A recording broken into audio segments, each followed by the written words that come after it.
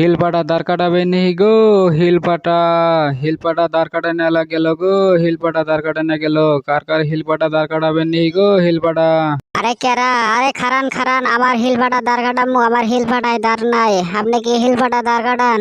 আরে আমি তি হিলপাটা দাঁড় কাটাই। আরে হিলপাটা এখানে দাঁড় কাটা না, পাল্লা চেপটা গেলি পাল্লা সিধা করে হিলপাটা দাঁড় কাটাই। তাড়াতাড়ি নিয়ে আসেন, আমার অনেক জায়গায় যেতে হবে, তাড়াতাড়ি নিয়ে আসেন আপনি। ঠিক আছে, আপনি এখানে বসেন, আমি হিল ফাটা নিয়ে আসতেছি। এই যে ধরেন হিল ফাটা, তাড়াতাড়ি ভালো করে দাঁড় কাটা দিবেন। এর আগে দাঁড় কাটাইছিলাম, 1 মাসও যায় নাই, আপনি ভালো করে দাঁড় কাটাই দেন, মেলা দিন জানি যায়। আরে কি কন এটা না কথা কইলেন? আরে কারেতে দাঁড় কাটাইছেন 1 মাসের দাঁড় জানাই? আরে আমি মোদি 10 বছর ধরে এই হিলপাটা দাঁড় কাটাই। আমি যার বাড়িতে দাঁড় কাটাই হেরার জীবনে দাঁড় কাটা লাগে না, বুঝছেন কি?